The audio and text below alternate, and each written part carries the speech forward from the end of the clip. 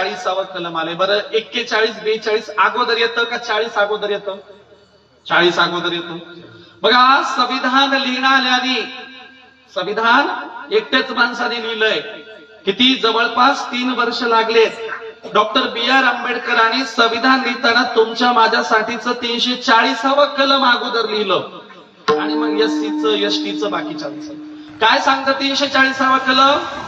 340वा कलम सांगतं भारताच्या राज्य क्षेत्रातील सामाजिक व शैक्षणिक दृष्ट्या मागास असलेल्या वर्गाच्या स्थितीचं व त्यांना ज्या अडचणी सोसाव्या लागतात त्याचे अन्वेषण करणे आणि अशा अडचणी दूर करण्यासाठी व त्यांची परिस्थिती सुधारण्यासाठी संघ राज्याने कोणत्याही राज्याने कोणत्या उपाययोजना कराव्या या संबंधी आणि त्या प्रयोजनाकरता संघ राज्याने किंवा कोणत्याही राज्याने कोणती अनुदाने द्यावीत व त्याकरता शर्तींना अधीन राहून अशी अनुदाने द्यावीत या संबंधी शिफारशी करण्याकरता राष्ट्रपतीला त्यास योग्य वाटतील अशा व्यक्तीचा मिळून बनवलेला आयोग ज्या आदेशाद्वारे नियुक्त करता येईल आणि असा आयोग नियुक्त करणाऱ्या आदेशाद्वारे आयोगाने अनुसरायची कार्यपद्धती निश्चित करण्यात येईल.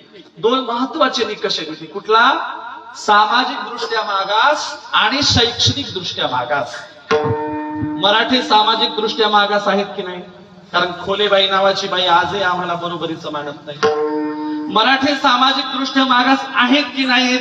शाहूराजाला राज्याभिषेक शाहूराजाला आंघोळीच्या वेळेला शूद्रांचे मंत्र म्हटले.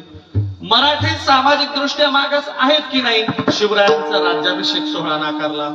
मराठी सामाजिक दृष्ट्या मागास आहेत की नाही? तुकोबारायांचा अभंगाचा गाथा बुडवला. आणि म्हणून ब्राह्मणांच्या ब्राह्मणी धर्मानुसार आणि भारतीय संविधानानुसार मराठी देखील सामाजिक दृष्ट्या मागास आहेत. त्यांच्यात शैक्षणिक दृष्ट्या देखील मागास आहेत.